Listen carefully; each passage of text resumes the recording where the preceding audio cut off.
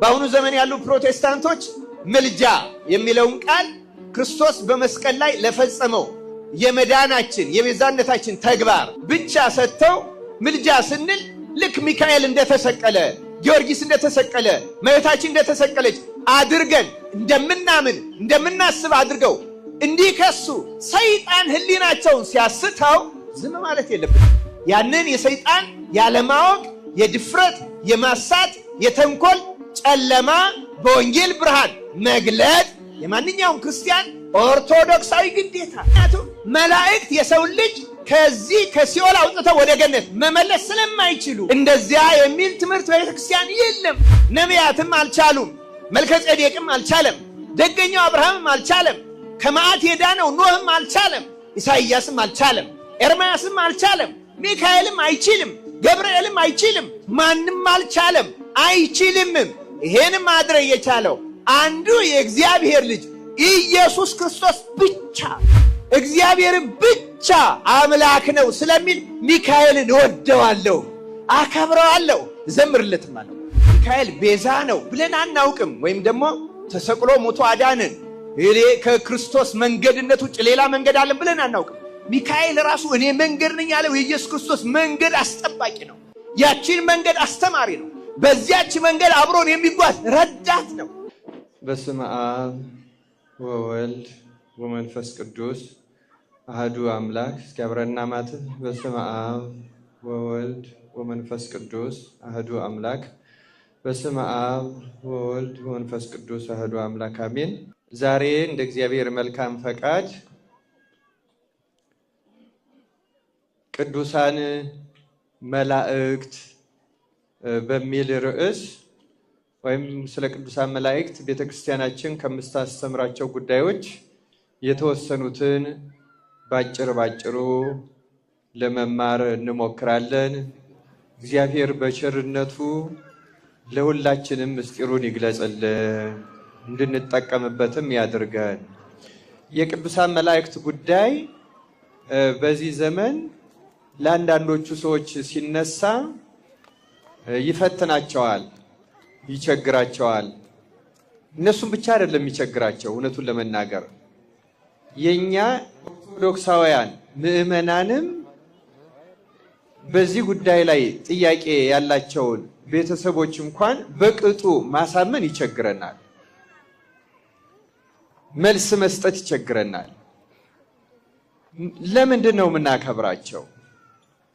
ዛሬ በዚህ ክብረ በዓል እኛ የመጣ ነው የሰኔ ቅዱስ ሚካኤል በዓል ዓመታዊ በዓል ስለሆነ ከቅዱስ ሚካኤል ዓመታዊ ክብረ በዓላት አንዱ በዚህ በሰኔ ወር በ12ኛው ቀን የሚደረገው በዓል ነው እና ለዛ ነው የመጣ ነው። ለዚህ እንድንደርስ በዓሉን እንድናከብር ያደረሰን አምላካችን እግዚአብሔር ስሙ ለዘላለም የተመሰገነ ይሁን። ቆዩ፣ አታጨብጭቡ። አሁን ህሊናችሁን አዘጋጁት። እግዚአብሔር መልእክቱን በእናንተ ህሊናው ውስጥ እንዲጽፍ በጸሎትም ጠይቁት። ክርስቲያኖች በዚሁ ተቀምጣችሁ ቃልህም በልቡናዬ ላይ አሳድር፣ በህሊናዬም ላይ ጻፍ፣ የማይረባውን ነገር አስወጥተህ የሚጠቅመውን ነገር አሳድርብኝ፣ ምስጢርህን ግለጽልኝ፣ በእውነት እንዳመልክህ በእውነት እንዳገለግልህ በእውነት ከሚያገለግሉህና ከሚያመልኩህ ቅዱሳን መላእክት፣ ቅዱሳን ጻድቃን፣ ቅዱሳን ሰማዕታት፣ ቅዱሳን ነቢያት፣ ቅዱሳን ሐዋርያት፣ ቅዱሳን ሰዎች ጋር ህብረት እንድፈጥር በአንድ መንፈስ አንድ አካል እንድሆን አካልህ የተባለች የቤተክርስቲያን ብልት እንደሆን እርዳይ። የአካል ብልት ሆኖ ከማዕከል ከሚረጨው ደም የማይቀዳለት የማይደርሰው የለም። ምግብ የማይደርሰው የለም። ልክ እንደዚያ ከሆነ እኔም የአንዲቱ ቤተክርስቲያን የአካልህ ብልት አድርገኝ ከዚያ ከማዕከል ከሚወጣው ምስጢር ጸጋ እንዳይጓደልብኝ አድርገህ ግለጽልኝ ብለን እንጠይቀው። ክርስቲያኖች እግዚአብሔር እንዲገልጽልን መልካም ፈቃድ ይሆንልን። እንደዚያ ሲሆን ነው የምንድነው። ክርስቲያኖች የምናስተምራችሁ ሌሎቹን ለማበሳጨት አይደለም። ስለዚህ የምናነሳው በዚህ የማያምኑትን ለማበሳጨት አይደለም። የመብለጥ ስሜት እንዲሰማችሁ፣ የድል አድራጊነት ስሜት እንዲሰማችሁ አይደለም። ድነን ለሌሎቹ መዳን ምክንያት እንድንሆን ነው። ክርስቲያኖች ለሌሎቹ መዳን ምክንያት እንድንሆን የእግዚአብሔርን እውነት የምንገልጥ የእግዚአብሔር ቤተክርስቲያን ብልቶች እንድንሆን የጽድቅን ሥራ እንድንፈጽም እውነትን እንድንገልጥ ተደጋግሞ ሲባል እንደነበረው ብርሃን መሆን ምንድን ነው? ጨው መሆን ምንድን ነው? የምናጣፍጠው እኮ የክህደትን አልጫነት ከሰዎች ሕሊና በእግዚአብሔር ቃል ጨውነት እንድንቀይረው የሌሎቹ ሕይወትም እንዲጣፍጥ ሌሎቹም ወደ እግዚአብሔር እንዲቀርቡ በእውነትና በመንፈስ እንዲያመልኩ ወደ እውነተኛው መንገድ እንዲመጡ ከጨለማ እንዲርቁ የኛ ሕይወት የኛ ትምህርት የኛ ንግግር ብርሃን እንዲሆን እኛም አይደለም ብርሃን ምን ሆነው የኛ ፍላጎት ካለ የኛ ቀናነት ካለ በእኛ የሚሰራው ክርስቶስ ነው። ክርስቲያኖች እርሱ ራሱ ተናግሯል። ያለኔ ምንም ልታደርጉ አትችሉ። እስቲ ተናገሩት። ያለኔ በሉ። ምንም ልታደርጉ አትችሉም። ያለ ክርስቶስ ማንም ስለ ክርስቶስ ቤተክርስቲያን ምንም ማድረግ አይችልም። መላእክትም ቢሆኑ መላእክትም ቢሆኑ ያለ እግዚአብሔር ኃይል ያለ እግዚአብሔር ጸጋ ያለ እግዚአብሔር ፈቃድ አንዳችም ነገር የእግዚአብሔርን ሥራ መስራት አይችልም። ያለ እግዚአብሔር የምንሰራው ሥራ በሙሉ የሥጋ የዓለም የሰይጣን ብቻ ነው። የእግዚአብሔርን ሥራ የሚሰራት እግዚአብሔር ያደረበት እግዚአብሔር የፈቀደለት እግዚአብሔር የወደደው ብቻ ነው። ስለዚህ ዛሬ ስለ መላእክት የምንማረው ስለ ሌላ ጉዳይ አይደለም። እግዚአብሔር ምንድን ነው? አንዳንድ ሰዎች ለምሳሌ በዚህ ዘመን በመላእክት ምልጃ ለመላእክት በሚሰጠው ክብር የማያምኑ ሰዎች እኛን እንዲህ የሚል ክስ ያቀርባሉ። ልክ ሌላ አምላክ የምናመልክ የሚመስላቸዋል። በጣም ነው የሚያሳዝነኝ ይሄ ክርስቲያኖች። ለምን እንደሚያሳዝነኝ ታውቃላችሁ? መጀመሪያ መላእክት የታወቁት ራሱ ከእግዚአብሔር ውጭ ያለ ሌላ አምልኮትን በመቃወም ነው።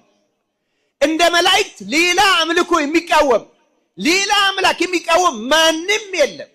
ዛሬ በዓሉን የምናከብርለት ቅዱስ ሚካኤል ስሙ ሚካኤል የተባለው ሳጥናኤል እኔ ፈጠርኳችሁ ለእኔ ስገዱ ባለ ጊዜ በመጀመሪያዋ የሥነ ፍጥረት ዕለት እንደ አምላካችን ያለ ማንም የለም ብሎ ሌላ አምልኮን የተቃወመ ከሚካኤል የሚቀድም አንድም ፍጡር የለም። ክርስቲያኖች ሚካኤል ማለት ስሙ ራሱ የወጣለት እሱ ራሱ እንዲህ ስለመሰከረ ነው። እንደ አምላካችን ያለ ማንም የለም። ይሄ የመላእክት ድምፅ ነው፣ የመላእክት ቃል ነው። ክርስቲያኖች ከመላእክት ቀድሞ ሌላ አምልኮን የተቃወመ ከዲያብሎስ ቀድሞ ሌላ አምልኮን ያመጣ የለም። ከመላእክትም ቀድሞ ሌላ አምልኮን የተቃወመ የለም። መላእክትን የምንወዳቸው እዩ ክርስቲያኖች፣ ሚካኤል ሲመለክ ዝም ይላል ማለት እኮ ዲያብሎስን ሆኗል እንደማለት ነው። ክርስቲያኖች እንዴት ዝም ይላል? ሚካኤል እየተመለከ ሚካኤል እየተመለከ ዝም ይላል ማለት የዲያብሎስ ሰራዊት ሆነዋል ብሎ ስሙን ማጥፋት ነው። እንደ ሚካኤል ሌላ አምልኮ የተቃወመ የለም። እንደ ገብርኤል ሌላ አምልኮ የተቃወመ የለም። መላእክት በምንም መንገድ ከምንም በፊት የማይደራደሩበት ነገር ቢኖር ማንኛውንም ከእግዚአብሔር ውጭ የሆነ አምልኮ እንደ መላእክት የሚጠላውና የሚጸየፈው የለም። እኛም መላእክትን የምንወዳቸው ለዚያ ነው። መላእክትን የምንወዳቸው ከእግዚአብሔር ውጭ ሌላ ማምለክ እንዳይገባ የመጀመሪያዎቹ አስተማሪዎቻችን መላእክት ናቸው። ከመላእክትም ሚካኤል መኑ ከማምላክ እንደ አምላክ ያለ ማን ነው? እንደ ክርስቶስ ያለ ማን ነው? እንደ እግዚአብሔር ያለ ማን ነው? ከእግዚአብሔር ውጭ ማንም አምላክ የለም። መላእክቱማ ለእግዚአብሔር ይሰግዱለታል፣ ይላላካሉ፣ ያመልካሉ፣ ያመሰግናሉ። ከክብሩ የተነሳ ፊታቸውን በክንፋቸው ሸፍነው እጅግ በሚያስደንቅ ትህትናና ራስን በመጣል እንደ እግዚአብሔር ለ24 ሰዓት ለየትኛውም ቅጽበት እግዚአብሔርን በማምለክ እንደ መላእክት የጸና የለም። የማይነቀነቅ የማይደፈር ህሊናቸው አምልኮተ እግዚአብሔር ብቻ ነው። ለዚህ ነው መላእክትን ምን ወዳቸው እንዲረዱን የምንፈልገው። ለዚህ ነው ያለ እግዚአብሔር ሌላ አምልኮ ስለማያመልኩ እንደ እግዚአብሔር ያለ ማንም የለም የሚለው ስለሚያስተምሩ እኛም እንደ መላእክት በዚያች ህሊና ለመጽናት አምላካችን እግዚአብሔር ይርዳ። ክርስቲያኖች አስተውሉ፣ አድምጡ፣ ተረጋግታችሁ ስሙ። ጭብጨባና እልልታ ዝማሬ ላይ ነው የምናደርገው። እየሰማችሁ ነው ክርስቲያኖች? አሁን ይህ እግዚአብሔር እኛን የሚናገርበት ሰዓት ነው። እኛም ጸጥ ብለን ህሊናችን ሳይታወቅ ሳይረበሽ እርሱን የምንሰማበት ሰዓት ቅጽበት ነው። እግዚአብሔር በቸርነቱ ቅድም እንዳልኩት ደግኛው ምስጢር በልቡናችን ያሳድርብን፣ በህሊናችን ይጻፍብን።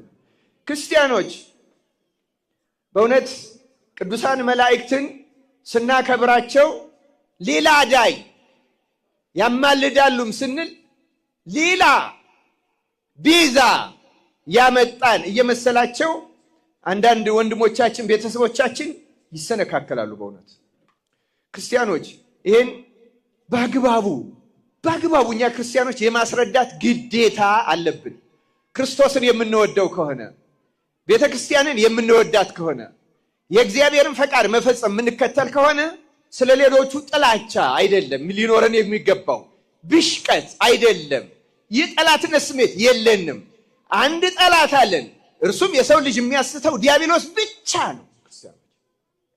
ሌሎች ሁሉ መዳን የጠፋባቸው ምስጢር የተሰወረባቸው እግዚአብሔርን ሲፈልጉ እኔ ያሳያቸዋለሁ ብሎ ዲያብሎስ በሌላ መንገድ የመራቸው የስህተት መንገደኞች ስለሆኑ ወደ ትክክለኛው መንገድ ማምጣት የኛ ድርሻ ነው። ወደ እውነተኛው መንገድ መጥራት እና እኛ ብርሃኑን ካላበራን ከጨለማው በምን ወጥተው ይመጣሉ? እኛ ማስረዳት ካልቻል የሚሉት ነገር ዲያብሎስ የሚያመጣው ስም ማጥፋት እንደሆነ ማስረዳት ካልቻል የነሱን ደም እግዚአብሔር ከኛ ይፈልጋል። ክርስቲያኖች የነሱን ደም ይፈልጋል እግዚአብሔር፣ ይጠይቀናል። ክርስቲያኖች ግልጽ አድርገን ማስረዳት አለብን። በአሁኑ ዘመን ያሉ ፕሮቴስታንቶች ምልጃ የሚለውን ቃል ክርስቶስ በመስቀል ላይ ለፈጸመው የመዳናችን የቤዛነታችን ተግባር ብቻ ሰጥተው ምልጃ ስንል ልክ ሚካኤል እንደተሰቀለ፣ ጊዮርጊስ እንደተሰቀለ፣ እመቤታችን እንደተሰቀለች አድርገን እንደምናምን እንደምናስብ አድርገው እንዲከሱ ሰይጣን ህሊናቸውን ሲያስተው ዝም ማለት የለብንም። ያንን የሰይጣን ያለማወቅ የድፍረት የማሳት የተንኮል ጨለማ በወንጌል ብርሃን መግለጥ የማንኛውም ክርስቲያን ኦርቶዶክሳዊ ግዴታ። በመስቀል ላይ ስለ ሁላችን የተሰቀለ ከሰማየ ሰማያት የወረደ አማናዊ ሊቀ ካህናት ሆኖ ራሱ ሰዋኢ መስዋዕት አቅራቢ፣ ራሱ መስዋዕት፣ ራሱ ደግሞ ተወካፌ መስዋዕት ሆኖ ያዳነ ከኢየሱስ ክርስቶስ በቀር ለሰው ልጆች የነፍስ ድህነት ዋጋ የከፈለ በሰማይም በምድርም አንድም አካል የለም። ክርስቲያኖች እንደዚያማ ቢሆን እርሱ ሰው መሆን ለምን አስፈለገው? ለምን ከድንግል መወረድ አስፈለገው? ለምን 33 ዓመት በምድር ላይ ተመላለሰ? ለምን በመስቀል ላይ ተሰቀለ? ለምን ወንጌልን አስተማረ? እንዴ በፍጡር ምንድን ቢሆን እንደዛ ብላ ቤተክርስቲያን አስተምራ አታውቅ። ክርስቲያኖች እንደዚያ ቢሆን በሌላ የመዳን እድል ቢሆን ኖሮ ሌሎች ነገሮች ይፈጸሙ ነበር። ክርስቲያኖች ይሄ ትምህርት በቤተክርስቲያናችን አንድም ጊዜ ተነግሮ አያውቅም። የምናስተምረው ኢሳይያስ እንዲህ ያለውን ቃል ነው። ትንቢተ ኢሳይያስ ምዕራፍ 3 ቁጥር 5 ላይ ተመለከቱ ይላል እግዚአብሔር። ተመለከቱ የሚረዳም አልተገኘም የሚያግዝም አልነበረምና ተደነቁ። ስለዚህ የገዛ ክንዴ መድኃኒት አመጣልኝ ቁጣዬንም እርሱ አገዘኝ ይላል። ስለ ቃሉ የእግዚአብሔር ስም የተመሰገነ ይሁን። ቀዩ አያጨብጭቡ። የኔ እናት አሁን ዝም ብላችሁ ተማሩ። የገዛ ክንዴ እዱ መዝራቱ ክንዱ የሚባለው ወልድ ነው ክርስቲያኖች። ምክንያቱም መላእክት የሰው ልጅ ከዚህ ከሲኦል አውጥተው ወደ ገነት መመለስ ስለማይችሉ እንደዚያ የሚል ትምህርት በቤተክርስቲያን የለም። ነቢያትም አልቻሉም። መልከጼዴቅም አልቻለም። ደገኛው አብርሃምም አልቻለም። ከመዓት የዳነው ኖህም አልቻለም። ኢሳይያስም አልቻለም። ኤርምያስም አልቻለም። ሚካኤልም አይችልም። ገብርኤልም አይችልም። ማንም አልቻለም፣ አይችልምም። ይሄን ማድረግ የቻለው አንዱ የእግዚአብሔር ልጅ ኢየሱስ ክርስቶስ ብቻ ነው። ይሄን የኢየሱስ ክርስቶስን ቤዛነት ይላላኩለታል እንጂ መላእክት ያንን የተኩ አማላጆች ናቸው ብላ ቤተክርስቲያን አታውቅ። ክርስቲያኖች ይህን ለማንም አልሰጠችውም። ለማንም ሰጥታ አታውቅም። ለእመቤታችንም ሰጥታ አታውቅም። ክርስቲያን ይህን ግልጽ ሆኖ ልትረዱት ይገባል። ልክ ነው። ሚካኤል አዳነኝ፣ ገብርኤል አዳነኝ፣ እገሌ አዳነኝ ልንል እንችላለን። እንደዚህ አዳነኝ ስንል ካሳ ከፍሎ እኛ በመስቀል ተሰቅሎ ከሲኦል ወደ ገነት የሰው ልጅ አወጣ ማለታችን አይደለም። እግዚአብሔር በሰጣቸው ጸጋ ከምድራዊ ችግር ከአንዳንድ ፈተና ግን አድነው ያውቃሉ። ያን ከጊዜያዊ ችግር የማዳን ፈተና ከዘላለማዊ ቤዛነት ጋር ማምታታት አያስፈልግም። ቃሉን ግን እንጠቀምበታለን። ምክንያቱም በመጽሐፍ ቅዱስ መላእክትም ሰዎችም አዳኝ ተብለው የተዘጋጁበት የተገለጹበት የመጽሐፍ ቅዱስ ብዙ ነውና፣ ለምሳሌ ኦሪት ዘጸአት ምዕራፍ 23 ላይ እንዲህ ይላል። ቁጥር 20 ጀምሮ በመንገድህ ይጠብቅህ ዘንድ ወዳዘጋጀሁትም ስፍራ ያገባህ ዘንድ እነሆ እኔ መላኬን በፊትህ እሰዳለሁ ይላል። መላኬን ምን አደርጋለሁ? ያለ መልአክ እግዚአብሔር መምራት ይችላል አይችልም? ይችላል። እሰዳለሁ፣ በፊቱ ግን ተጠንቀቁ ይላል እዛው ቁጥር 21 ላይ። ቃሉንም አድምጡ፣ ስሜም በእርሱ ስለሆነ ኃጢአት ብትሰሩ ይቅር አይልምና አታስመርሩት። አንተ ግን ቃሉን ብትሰማ ያልሁህንም ብታደርግ ጠላቶችህን እጣላቸዋለሁ፣ የሚያስጨንቁህንም አስጨንቃቸዋለሁ። መላኬ በፊትህ ይሄዳልና ወደ አሞራውያንም ወደ ኬጢያውያንም ወደ ፌርዛውያንም ወደ ከነዓናውያንም ወደ ኤዊያውያንም ወደ ኢያቡሳውያንም ያገባሃል፣ እኔም አጠፋቸዋለሁ ይላል እግዚአብሔር በቃሉ። ክርስቲያኖች መላእክትን በፊታችን ይልካል። እግዚአብሔር ይልካል፣ ይረዳናል፣ ይጠብቀናል፣ ከጠላቶቻችን ግድያም ያድኑናል። ሲሰበክ እንደሰማችሁት እግዚአብሔር መልአክ እግዚአብሔርን በሚፈሩ ሰዎች ዙሪያ ይሰፍራል ያድናቸውማል ይላል። ምን ያደርጋል? ተናገሩ። ምን ያደርጋል? ያድናቸዋል ከጊዜያዊ መቅሰፍት። በእግዚአብሔር ፈቃድ በእግዚአብሔር ኃይል ያድነናል።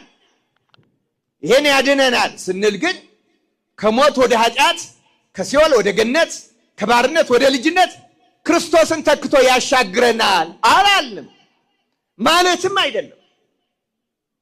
ምስጢራቱን ጥንቅቅ አድርገን የማስረዳት ድክመታችን እንዲቀንስ ብቻ ነው። ስለማታውቁም ስም አይደለም እውነት ለመናገር ይሄ የምናገር ግን ግልጽ አድርገን የማስረዳት ግዴታ አለብን።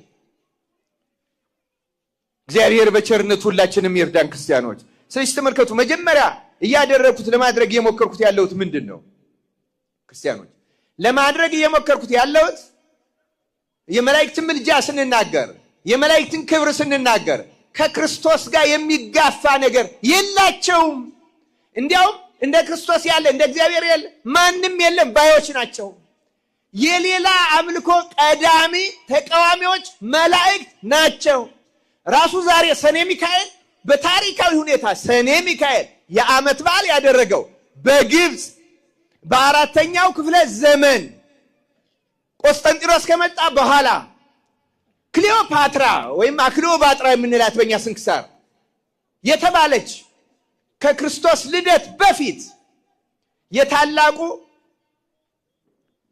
በጥሊሞስ ልጅ ያሰራችውን የጣዖት ቤተ መቅደስ ጣዖቱን አፍርሰው ዘንዶውንና ሰራዊቱን ተዋግቶ የጣለው ሚካኤልን እንዴት ተመላኪ አድርገን እንደምንጠራው ሰዎች ያስባሉ። ሚካኤል እኮ የጠላው የመላእክትን አምልኮ ነው። ሳጥናኤል እኮ እንደሱ መልአክ ነበረ፣ ለዚያውም ሊቀ መላእክት ነበረ። አምልኩኝ ስላለ እኮ ነው ሚካኤል የተጣላው። ሚካኤል ሳጥናኤልን ተጣልቶ እንዴት ራሱን ያስመልካል? መጀመሪያ ሊቀ መላእክት ያደረገው እኮ የመላእክትን አምልኮ ሚካኤል ስለተቃወመ። የመላእክትን አምልኮ ከሚካኤል ከገብርኤል በፊት የተቃወመ አንድም የለም። ሚካኤልን የምንወደው ለዚህ ነው። አምልኩኝ ስላላለ የመላእክትን አምልኮ ስለሚጠላ እንደ እግዚአብሔር ያለ ማንም የለም ስላለ እግዚአብሔርን ብቻ አምላክ ነው ስለሚል ሚካኤልን እወደዋለሁ፣ አከብረዋለሁ፣ ዘምርለትም አለው። በእውነት እንወደዋለን ሚካኤል። ክርስቲያኖች ሚካኤልን ውደዱት። እዩ በቤተ ክርስቲያናችን መቅደሱ ውስጥ ከገባችሁ በኋላ መቅደሱ ካህናቱ ብቻ የሚገቡበት አለ። ታስታውሳላችሁ አይደለም? እሱ በፊት ለፊቱ በር ካህን እንኳ ቢሆን ለተልኮ መጀመሪያ ሲገባ በፊት ለፊቱ በር አይገባም፣ ክልክል ነው። በዚህ ምናልባት ሊቃነ ጳጳሳት ብቻ መግባት ይችላሉ።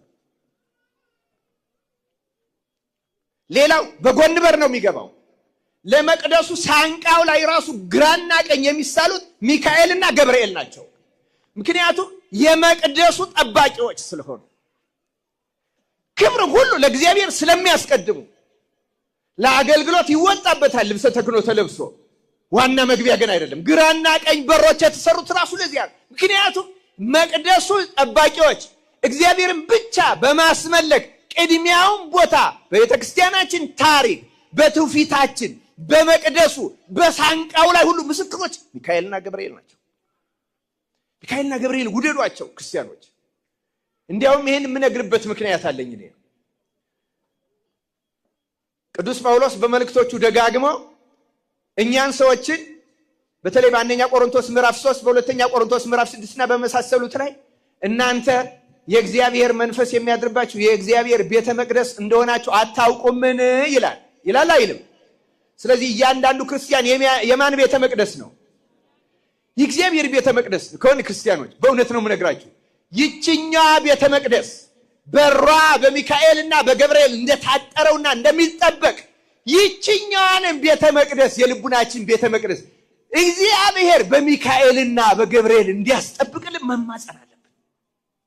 ኃጢአት እንዳይገባባት፣ ክህደት እንዳይገባባት ይችኛዋን ቤተ መቅደስ እንደ ሚካኤልና ከገብርኤልማ መዛመድ አለብን። ክርስቲያኖች መውደድ አለብን፣ መለመን አለብን።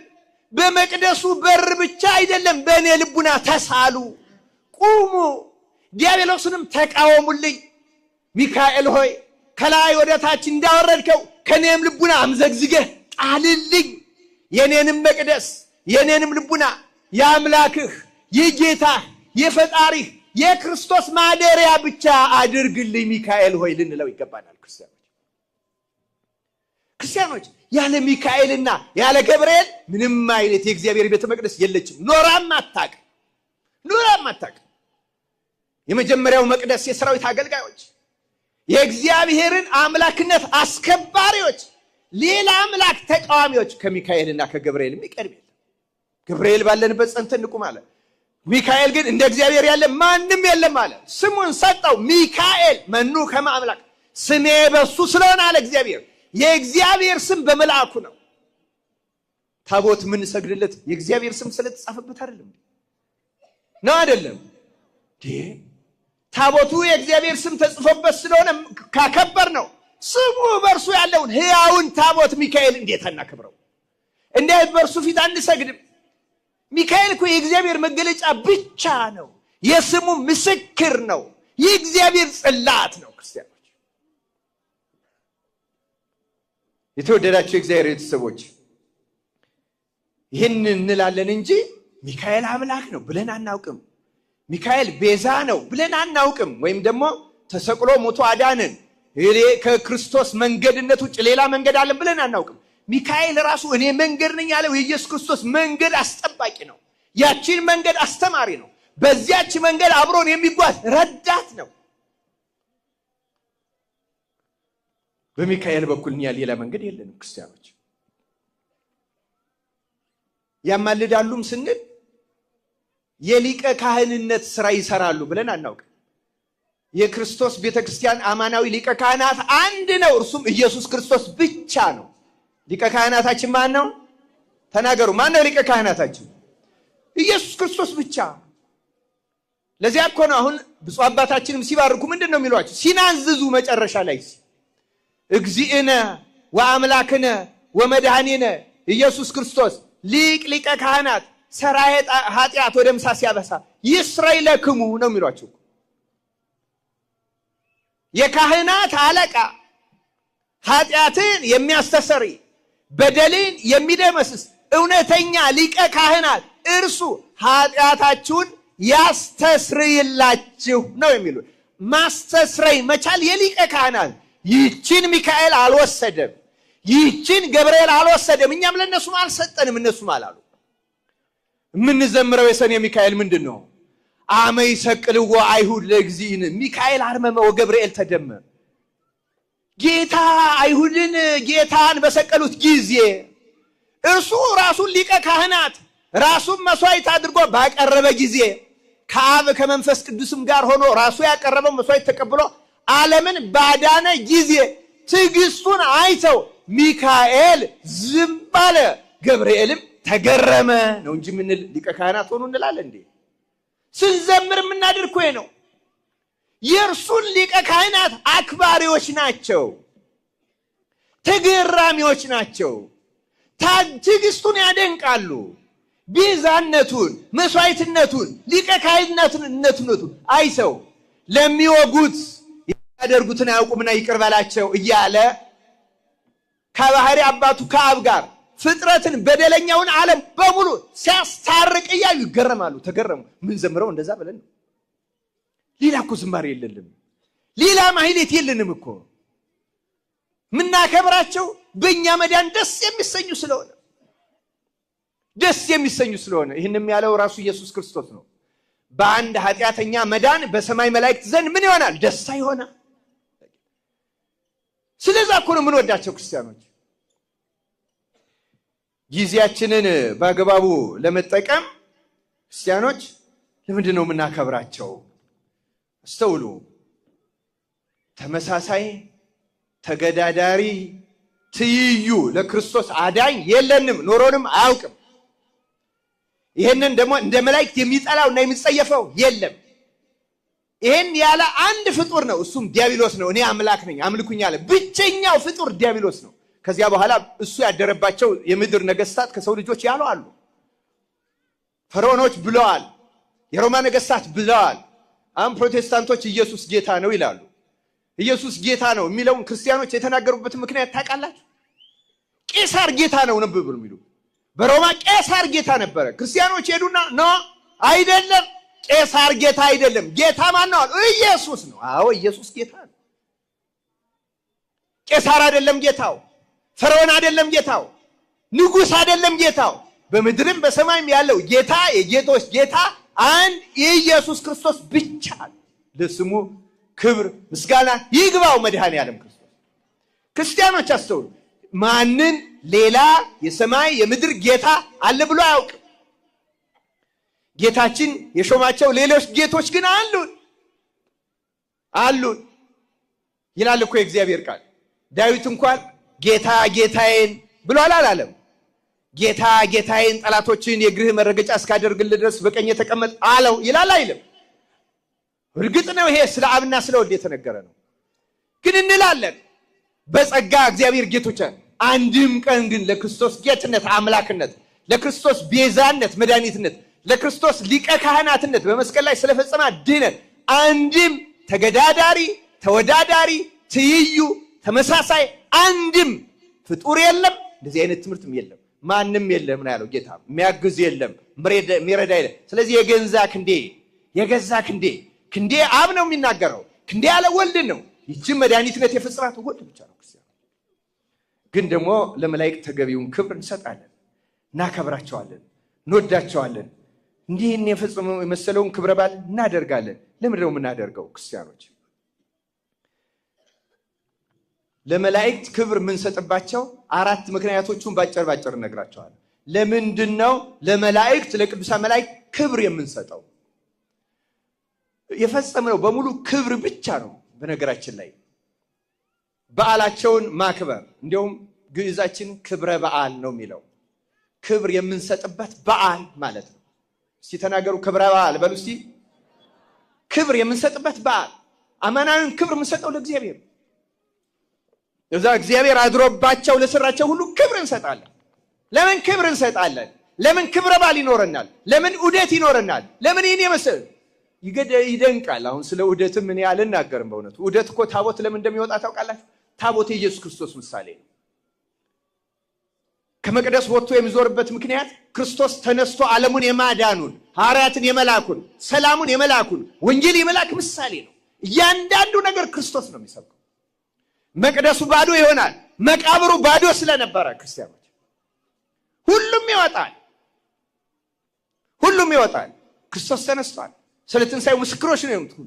ክርስቲያኖችም የመጀመሪያ ስማቸው የትንሣኤው ምስክሮች ነበር። እና ክብር የምንሰጥበት የመጀመሪያው ምክንያት ለመላእክት ክብር የምንሰጥበት የመጀመሪያው ምክንያት መላእክት ያለ እግዚአብሔር ሌላ አምልኮ ስለማይቀበሉ ነው። ለመላእክት ክብር የምንሰጠው እንኳን እኛ ሌላ ልናመልክ ይቅርና ሌላ ጣጣ ልናመጣ ይቅርና መላእክት የሚከበሩበት ምክንያት ያለ እግዚአብሔር ምንም አይነት አምልኮ ለማንም የሚሰጥ ስለማይቀበሉ። የዲያብሎስም ተዋጊዎች እነሱ ናቸው። እግዚአብሔርን ነው የሚያመልኩት። ቅድም እንደተናገርኩት ሚካኤል ማለት ማን እንደ አምላክ ማለት ነው። የተናገረው መጀመሪያ ራሱ ቅዱስ ሚካኤል ነው። ስሙም የሆነው ለዚህ ነው፣ የእግዚአብሔር ስም ማደሪያ። በነገራችን ላይ ማን እንደ አምላክ የሚለው አስገራሚ ንግግር ነው። ለምንድን ነው አስገራሚው? ስለ እግዚአብሔር ጠባያቱን የሚገልጹ የተለያዩ ስሞች እናውቃለን። ባህሪውን የሚገልጽ ስም አናውቅም፣ አይታወቅም። እመቤታችን እንዳለችው ወቅዱስ ስሙ ልዩ ክቡር ነው እንላለን እንጂ አናውቀውም። እግዚአብሔር የሚለው የሀገሮች፣ የብሔሮች፣ የፍጥረት ጌታ ማለት ነው። ጌትነቱን መገለጫው ነው እንጂ የምንገልጸው የባህሪ ስሙን አናውቀው። ስለዚህ ማን እንደ አምላክ የሚለው የተሻለ ገላጭ ነው። ማን እንደሱ ያለ ማንም የለም። እና ለመላእክት ክብር የምንሰጠው ይህንን ስለሚቀበሉ፣ ሌላ አምልኮ የሚባል ስለማይወዱ ክርስቲያኖች የሚያመልኩትም እግዚአብሔርን ስለሆነ። እግዚአብሔርን የሚያመልክ እኮ አይመለክም ክርስቲያኖች። እግዚአብሔርን የሚያመልክ የሮማ ነገስታት ሲመለኩ እኮ አይታቸዋል በመጽሐፍ ቅዱስ። ናቡከደነጾር 3 ደቂቅንም እሳት የጣላቸው ሌላ አምላክ ያመልክ ነበር? አያመልክም ነበር። ራሱን አምላክ አድርጎ ይቆጥር ነበር። ራሱን አምላክ አድርጎ የሚቆጥር በሙሉ ይመለካል እንጂ አያመልክም። መላእክት ግን ያመልካሉ፣ ይሰግዳሉ፣ ያመሰግናሉ፣ ይላላካሉ፣ ይታዘዛሉ። እግዚአብሔር ባስተማራቸው ይሰማራሉ። መጽሐፍ ቅዱስን ስናየው እንዲያ ነው የሚለው። ትንቢተ ኢሳይያስ ምዕራፍ 6 ላይ ኢሳይያስ እንዲህ ይላል፣ ቁጥር 1 ጀምሮ ንጉሡ ዖዝያን በሞተበት ዓመት እግዚአብሔርን በረጅምና ከፍ ባለ ዙፋን ተቀምጦ አየሁት። የልብሱም ዘርፍ መቅደሱን ሞልቶት ነበር። ሱራፌልም ከእርሱ በላይ ቆመው ነበር። ለእያንዳንዱም 6 ክንፍ ነበረው። በሁለት ክንፍ ፊቱን ይሸፍን ነበር፣ በሁለቱም ክንፍ እግሮቹን ይሸፍን ነበር፣ በሁለቱም ክንፍ ይበር ነበር። አንዱም ለአንዱ ቅዱስ ቅዱስ ቅዱስ የሰራዊት ጌታ እግዚአብሔር፣ ምድር ሁሉ ከክብሩ ተሞልታለች እያለ ይጮህ ነበር። የመድረኩም መሰረት ከጮዩ ድምፅ የተነሳ ተናወጠ፣ ቤትም ጢስ ሞላበት ይላል። ስለ ቃሉ የእግዚአብሔር ስሙ የተመሰገነ ይሁን። ስለዚህ መላእክት አምላኪዎች ናቸው፣ ተመላኪዎች ናቸው? መልሱልኝ። አምላኪዎች ናቸው። ራዕየ ዮሐንስም ላይ አንዳንድ ጥቅስ ለመጨመር ነው፣ እርግጠኞች መሆን አለብን። ምዕራፍ 7 ቁጥር 11 ጀምሮ ይላል፣ መላእክቱም ሁሉ በዙፋኑና በሽማግሌዎቹ በአራቱም እንስሶች ዙሪያ ቆመው ነበር። በዙፋኑም ፊት በግንባራቸው ተደፉ፣ ለእግዚአብሔርም እየሰገዱ አሜን፣ በረከትና ክብር፣ ጥበብም፣ ምስጋናም፣ ውዳሴም፣ ኃይልም፣ ብርታትም፣ ከዘላለም እስከ ዘላለም ድረስ ለአምላካችን ይሁን አሜን አሉ ይላል። ስለ ቃሉ እግዚአብሔር ስም የተመሰገነ ይሁን። ድፍት ብለው ተሰግደው አምላኪዎች ናቸው። መላእክትን ምን ወዳቸው ለዚህ ነው። ክብር ምን ሰጣቸው ለዚህ ነው።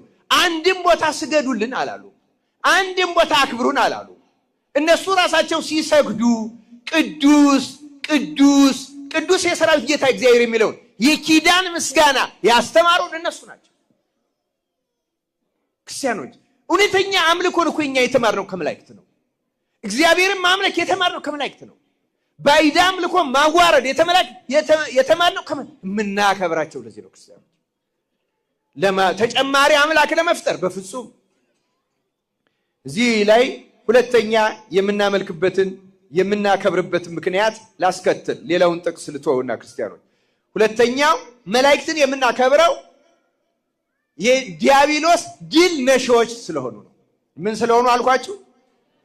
በምድር ላይ ባዕድ አምላክ የሚያስመልከው ዲያብሎስ። የዲያብሎስ ድል ነሾች መላእክት ናቸው። ተመልከቱ፣ እያንዳንዷን ነጥብ እያዙ። እኛ መላእክትን የምናከብርበት ምክንያት ዋናው ምክንያት ሌላ አምልኮ የሌላ አምልኮ ምንጭ አስተምሮ ምክንያት የሆኑት ሁሉ ድል ነሾች ናቸው። እግዚአብሔር ይህ ምስጢር በሕሊናችን ያሳደረብን። ራዕየ ዮሐንስ ምዕራፍ 12 ላይ የምታውቋቸው ጥቅሶች ናቸው። በሰማይም ሰልፍ ሆነ፣ ሚካኤልና መላእክቱ ዘንዶውን ተዋጉ፣ ዘንዶውም ከመላእክቱ ጋር ተዋጋ፣ አልቻላቸውም። ከዚያም ወዲያ በሰማይ ስፍራ አልተገኘላቸውም። ዓለሙንም ሁሉ የሚያስተው ዲያብሎስና ሰይጣን የሚባለው ታላቁ ዘንዶ እርሱም የቀደመው እባብ ተጣለ፣ ወደ ምድር ተጣለ፣ መላእክቱም ከእርሱ ጋር ተጣሉ ይላል። ስለ ቃሉ የእግዚአብሔር ስም የተመሰገነ ይሁን። ዲያብሎስ የቀደመው ሰይጣን የተዋጉት መላእክትና ሚካኤልና ሰራዊት መላእክት ናቸው። ምናከብራቸው ለዚያ ነው እኮ ምን ወዳቸው።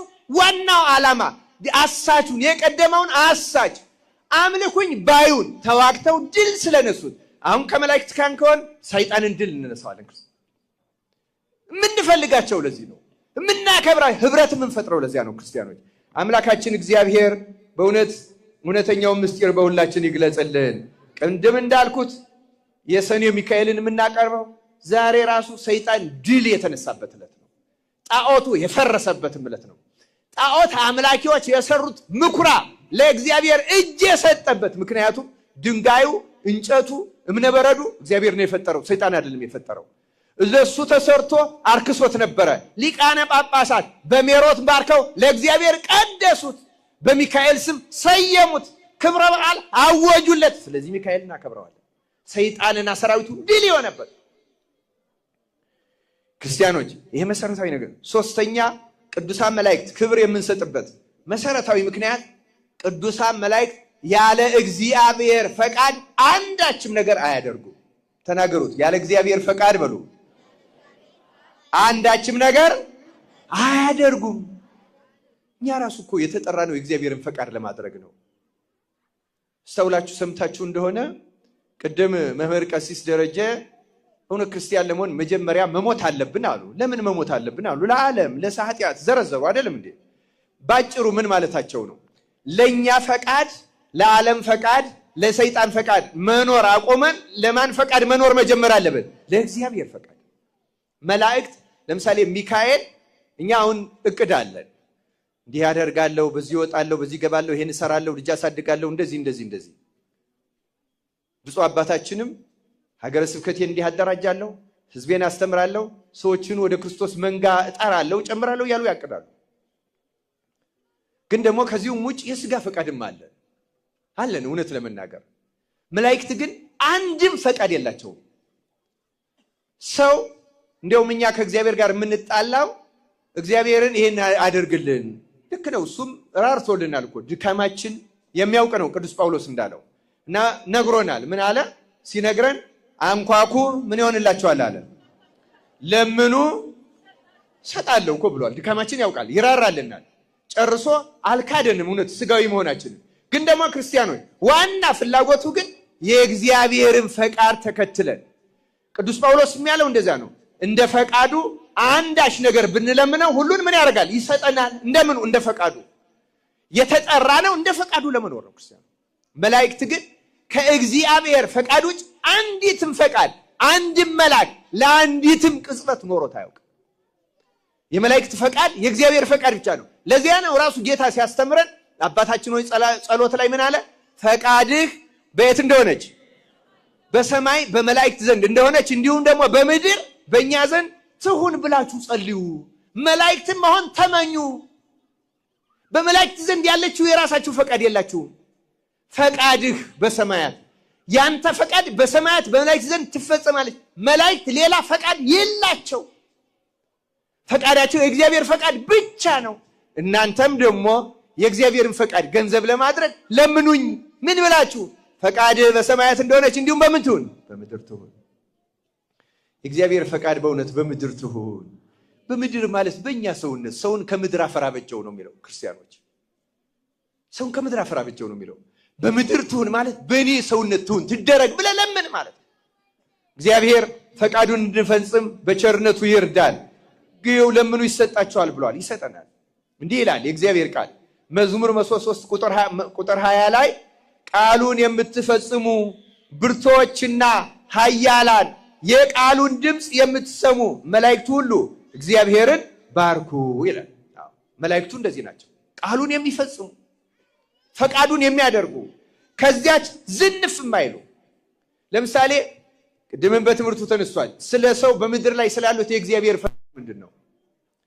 ዓለሙ ሁሉ እንዲድን እንጂ እንዳይጠፋ እግዚአብሔር አንድያ ልጁን እስኪሰጥ ድረስ ዓለሙን እንዲሁ ምን ይላል? ወዷል ይላል አይደል? ዓለሙን ቅድም ሲያስተምሩ ነበር። ዓለሙን እንዲሁ ነው የወደደው። ዓለም ሁሉ እንዲድን የእግዚአብሔር ፈቃድ የእያንዳንዱ ሰው ድህነት ነው። አሁን በሀገራችን ቤተክርስቲያን የሚያቃጥሉ ክርስቲያኖችን የሚገሉ አሉ። እነሱ እንዲድኑ የኛ ሕሊና አስበው ያውቃል? ክርስቲያኖች ካላሰብ ከእግዚአብሔር ፈቃድ ተቃራኒዎች ነን ማለት ነው። ክርስቲያኖች ስለ እነርሱ መዳን እኮ ስለማንጸልይ ፍቅርም ስለሌለን እውነት ለመናገር እኛን ክርስቲያን ለማለት ሙሉ በሙሉ በልብ ታምኖ እንደው ደረት ነፍቶ ክርስቲያን ለማለት እኛን አያስደፍርም። በዚህ ዘመን ክርስቲያን ማለት የእግዚአብሔርን ፈቃድ የሚያከብር የእግዚአብሔር ፈቃዱ ዓለም ሁሉ እንዲድን ነው። እኛ ግን ደስ የሚለን አንዳንዶቻችን ብናጠፋቸው ብናሸንፋቸው ነው እንጂ በመዳናቸው ላንደሰት እንችላለን። ስለማናውቅ ነው። ጨለማ ድንቁርና ኃጢአትም ስለወረሰን ነው። እግዚአብሔር ፈቃዱን እንድንፈጽም ይርዳል። መላእክት ግን እንደኛ አይደሉም። መላእክት የእግዚአብሔርን ፈቃድ ብቻ ነው የሚፈጽሙት። ቅዱስ ጳውሎስ ዕብራውያን መልእክቱ ላይ እንዲህ የሚል ቃል ተጠቅሟል። ክርስቲያኖች ሁሉ መዳንን ይወርሱ ዘንድ እንዴት ደስ ይላል! ወንጌል ላይ ምን አለ? ዓለም ሁሉ እንዲድን አለ እንጂ እንዳይጠፋ። ዓለም ሁሉ እንዲድን እንጂ እንዳይጠፋ እግዚአብሔር አንድያ ልጁን ሰጠ። አሁን ደግሞ ስለ መላእክት ሲናገር ምን አለ? ሁሉ መዳንን ይወርሱ ዘንድ። እስኪ ተናገሩ፣ ሁሉ በሉ። መዳንን ይወርሱ ዘንድ ስላላቸው ለማገዝ የሚላኩ የሚያገለግሉ መናፍስት አይደሉምን ይላል። ተናገሩት። የሚያገለግሉ መናፍስት አይደሉምን? ቅዱስ ጳውሎስ ስለ መላእክት ነው ያለው። ተመልከቱ ክርስቲያኖች፣ መላእክት ማለት ሁሉ እንዲድን የሚያግዙ ናቸው። እንዲያውም ሁሉ እንዲድን የማናስበው እኛ ነን። አንዳንድ ጊዜ እንቅፋትም ነን። ሆነ ብለን እንቅፋት ላንሆን እንችላለን። ባለማወቅ ግን ብዙ ጊዜ እንቅፋት እንሆናለን። ባለማወቅ እንቅፋት እንዳንሆን እግዚአብሔር በቸርነቱ ይጠብቃል። የትምህርቱም ዓላማ እንደዚያ ነው። ክርስቲያኖች እናንተ ብዙ አምላክ አላችሁ ሲሉን እንደማንል በትህትና በፍቅር ማስረዳት አለብን። የእግዚአብሔርን ቃል መጻፍ አለብን። ክርስቲያኖች ቢያንስ በአይምሯችን ባይጻፍ በማስታወሻችን ተገልጦ እኛ ባንችል ወደሚችሉት ማምጣት፣ ማስረዳት፣ ማገዝ። እስኪ ስማው መጀመሪያ ምን እንደምናምን እስኪ ስሚው ማለት እኮ አለብን። ክርስቲያኖች ሚካኤል እኮ ሁሉ ለመዳን ይችሉ ዘንድ መዳንን ይወርሱ ዘንድ የሚያግስ መልአክ ነው። ምን ወዳቸው ምን እናከብራቸው እኮ ለዚህ ነው። ለእያንዳንዳችን ድህነት ስለሚጨነቁ ክርስቲያኖች እግዚአብሔር አምላክ በዚህ ቃል እንድንጽናናና እንድንጸራ በቸርነቱ ይርዳል። የተወዳዳችሁ የእግዚአብሔር ቤተሰቦች የእግዚአብሔር መላእክት የምናከብርበት አራተኛው ምክንያት በማንኛውም ጊዜ ረዳቶቻችን ስለሆኑ ነው። ምኖቻችን ስለሆኑ አሁን አንዳንድ ጥቅሶችን ለማንበብ ጊዜ ይረዝምብኛል። ትንሽ በዚህ ነጥብ ላይ ብቻ እንትን ብዬ ትምህርቴን በእውነት አጠናቀቃለሁ። ክርስቲያኖች መላእክት በጣም ጽኑ ረዳቶቻችን ናቸው። ካልሆነ እኮ መላእክት ሌላ ምን ስራ አላቸው? ምን ተግባር አላቸው? መልአክ ማለትም መልእክተኛ ነው ይላሉ። መላእክትን የሚነቅፉት ለምንድን ነው የሚላኩት? የሚላኩት እኮ እኛን ለመርዳት ነው። ሰው የሚረዳውን ሰው እንዴት ይነቅፈዋል? ሰው የሚረዳው እንዴት ይቃወመዋል? ሰው ወደ እግዚአብሔር የሚያቀርበውን እንደማያቀርበው ተገዳዳሪ አድርጎ እንደሆነ እንዴት ይጠራዋል? መላእክት ናቸው ካሉ መላእክት መላእክተኛ ማለት የሚላክ ከሆነ ከእግዚአብሔር ወደ ሰው ከሰው ወደ እግዚአብሔር ደግሞ ምልጃ የሚያቀርብ ከሆነ አዎ ቅድም ብያቸዋለሁ። ቤዛነት ለነሱ አይሰጥም ብያቸዋለሁ። ግን ይለምናሉ። ክርስቲያኖች ይችን ቃል ያዙልኝ። መላእክት ይለምናሉ በሉ እስኪ። አዎ አማላጅ የምንላቸው መለመናቸውን ነው። ወደ ማን ነው የሚለምኑት? ወደ ክርስቶስ። ምን ያደርግ ዘንድ? ያድነን ዘንድ፣ ይቅር ይለን ዘንድ፣ ኃጢአታችንን ያስተሰርይ ዘንድ ይለምናሉ። ትንቢተ ዘካርያስ ምዕራፍ 1 ቁጥር 9 ላይ ተጽፏል። እነዚህ 70 ዓመት የተቆጣቸውን የይሁዳ ኢየሩሳሌም ከተሞች የማትምራቸው እስከ መቼ ነው አለው መልአኩ። መልአክ ይለምናል። ከዚያም ይላል ዘካርያስ መልአኩንም እግዚአብሔር በሚያጽናና ቃል ተናገረው። በምን ቃል ተናገረው? ሙሴ ለምኖ ሰምቶት ሚካኤል ሲለምን አይሰማም? እስራኤልን ከምታጠፋ የኔን ስም ከሕይወት መጽሐፍ ደምስስ ሲል ስለ ሙሴ ብሎ እስራኤልን ይቅር ያለ ስለ ሚካኤል ብሎ እንዴት ይቅር አይልም? ሙሴስ ሌላ ፈቃድ አለው፣ ሚካኤል ግን ሌላ ፈቃድ የለው። ሙሴ ሌላ ተግባር አለው፣ ሚካኤል ግን ሌላ ተግባር የለው። ክርስቲያኖች አስተውሉ። የምናከብራቸው ስራቸው ሰውን መርዳት ብቻ ስለሆነ ነው። ክርስቲያኖች እግዚአብሔርን እያመለኩ ሰውን መርዳት። በእውነቱ የእግዚአብሔርን ቃል አስተውልን ስንመረምረው እስቲ ከአዳም ጀምሮ በእውነት እንደው መላእክት ያረዱት ማን አለ? አጋርን በበረሃ በተንከራተተች የረዳት ቅዱስ ሚካኤል ነው። ያዕቆብ ትላንት ቀሲስ ታስተምሩን ነበረ። ላባ ባሳደደው ጊዜ፣ በመንገድም በሄደ ጊዜ፣ ከወንድሙ በተጣላ ጊዜ በመንገድ ሁሉ የረዳው ቅዱስ ሚካኤል ነው። ቅዱስ ጴጥሮስ በእስር ቤት በተጣለ ጊዜ በእውነቱ ከዚያ ያወጣውና ያዳነው ቅዱስ ሚካኤል ነው። እንዲሁም ቅዱስ ጴጥሮስ በጣም ስለ ሰዎቹ ሲያስረዳ ስለ መልአኩ ማዳን ሁሉ የተናገረው ቃል የሚያስገርም ነው። ክርስቲያኖች መላእክት ሰዎችን በተለይ እግዚአብሔርን የሚያገለግሉ ሰዎች ያረዱበት ጊዜ አንድም ጊዜ የለም። ክርስቲያኖች ነቢየ እግዚአብሔር ቅዱስ ዳዊት መዝሙር 90 በነገራችን ላይ ስለ መላእክት ጥበቃ የሚናገር ቃል ነው። አንድ ባንድ እሱን ቤታችሁ ስትገቡ አንብቡት።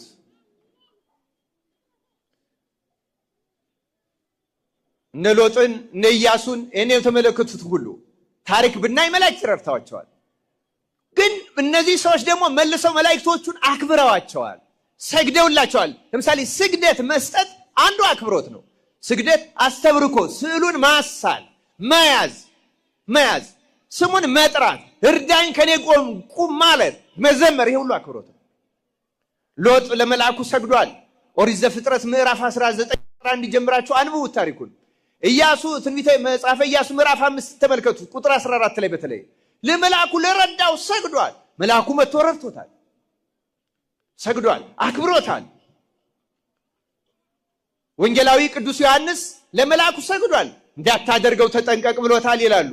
አሁን ተመልከቱ 2 ጊዜ ነው የሰገደለት። ይህንን ራእየ ዮሐንስ ምዕራፍ 19 እና ምዕራፍ 22 ላይ ታገኙታላችሁ። ዮሐንስን ያህል ወንጌላዊ ሰው አንዴ ከነገረው በኋላ ሁለተኛ ለምን ይሰግድለታል? አምልኮ ቢሆን አይሰግድለትም። አክብሮ ነው። ግን ደግሞ ዮሐንስ ጌታ የሚወደው እመቤታችንን የተቀበለ ባላደራ፣ ይልቁንም ስጋውን ደሙን በመፈተት መልአኩንም የሚበልጥ ስለሆነ ንጽህናውን ከመላእክት ጋር የሚተካከል ስለነበረ አንተም እንደኔ ነህ አለው እንጂ ክብሩን ገለጸለት እንጂ ሚካኤልን ጣዖት አምልኮ የአምልኮ ስግደት ቢሰግድለት ሚካኤል ዮሐንስን ዝም ይላል እንዴ? ስታስቡት ዮሐንስን ያህል ወንጌላዊ የክርስቶስ ሐዋርያ ወንጌልን የጻፈ ያን ራእይ ያየ ይህን ያክል ስለ መላእክት አክብሮ የማያውቅ ነው ብሎ ማሰብ እንደምን ያለ ሞኝነት ነው። ክርስቲያኖች ይህ ሞኝነት ነው። ሰይጣን ግን በመቼስ በማንኛውም ነገር ማሳቱ ስለሆነ ልማዱ ስለሆነ ያስታል። እግዚአብሔር በስተት ያሉ ወገኖቻችን አይናቸውን ያበራል። የተወደዳችሁ የእግዚአብሔር ቤተሰቦች እኛ ከመላእክት የተማርነው ከእግዚአብሔር ውጭ አምላክ እንደሌለ ነው። እግዚአብሔርን በማንኛውም ጊዜ ማመስገን፣ ለእርሱም መላክ፣ ያለ እግዚአብሔር ፈቃድ አለመኖር የተማርነው በሙሉ ከመላእክት ነው።